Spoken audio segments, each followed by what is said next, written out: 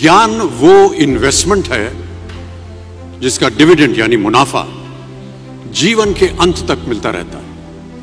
मैं ऐसा मानता हूं कि एक सामान्य जिंदगी जीने के लिए इंसान को रोटी कपड़ा और मकान के अलावा अगर किसी चीज की सबसे ज्यादा जरूरत होती है तो वो है शिक्षा, एजुकेशन। आपके पास यदि धन है तो आप उसे गोल्ड में कन्वर्ट कर सकते हैं। धन हो या सोना, दोनों के कम होने का या खो जाने का डर हो सकता है, पर यही धन को अगर हम नॉलेज में कन्वर्ट करते हैं तो वो कभी कम नहीं होगा और ना ही उसकी चोरी हो सकती है। देखिए, जीवन में मुझे बहुत सी बातों ने प्रभावित किया है।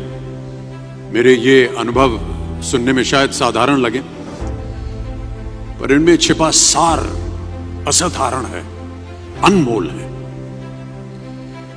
यदि मैं आपसे पूछूं कि सबसे शक्तिशाली व्यक्ति कौन है, सबसे शक्तिशाली व्यक्ति कौन है, तो कोई कहेगा कि जिसके पास पावर है, वेपन्स हैं, शस्त्र है, धन है, किसी देश का राजा या किसी सल्तनत का वारिस है।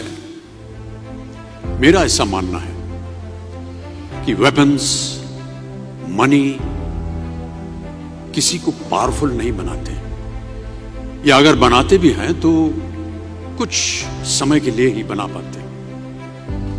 दौलत आज होगी, कल नहीं। शस्त्र का ज्ञान तभी तक काम आएगा जब तक वो शस्त्र चल सकता है। Once it is used it becomes absolute. पर शास्त्र का ज्ञान कभी नहीं रुकता। Knowledge can never be obsolete. शास्त्र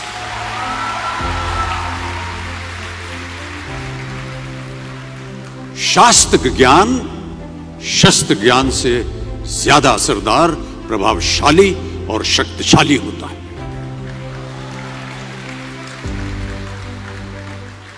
अब देखिए, एक राजा ने कितने राज्यों पर विजय प्राप्त की, कौन कौन से शस्त्रों का इस्तेमाल किया, कितने सैनिक थे, यह शायद आपको याद न हो,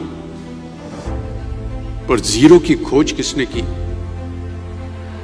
बल्ब का आविष्कार किसने किया, राष्ट्रगान किसने लिखा, ओथेलो मैकबेथ की रचना किसने की, ये आपको जरूर याद रहेगा।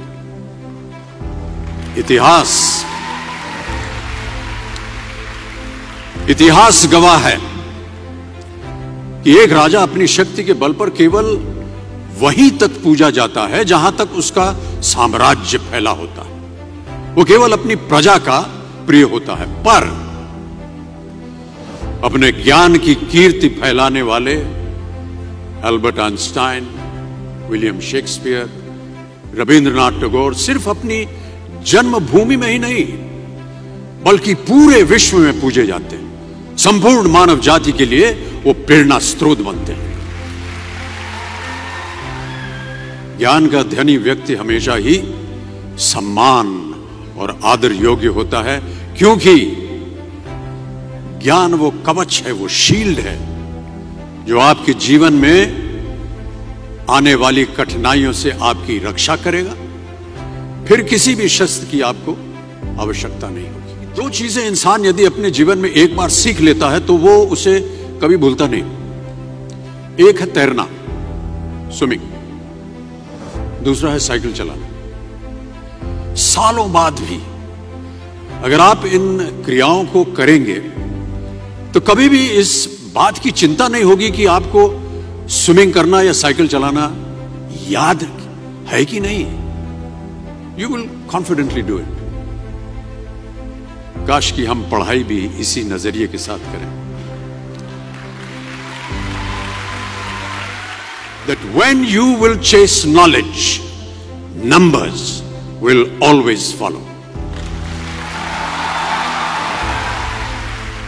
देखिए, महाभारत में जब गुरु द्रोणाचार्य ने एकलव्य को अपना शिष्य मानने से और अपने गुरुकुल में लाने से इनकार कर दिया था, तो एकलव्य ने क्या किया, अपने गुरु की प्रतिमा, एक मूर्ति बनाई और केवल उस मूर्ति से प्रेरणा लेकर ही धनुर्विद्या सीखने में वही सफलता प्राप्त की जो बाकी योद्धाओं को द्रोणाचार्य के गुरुकुल में रहकर हुई।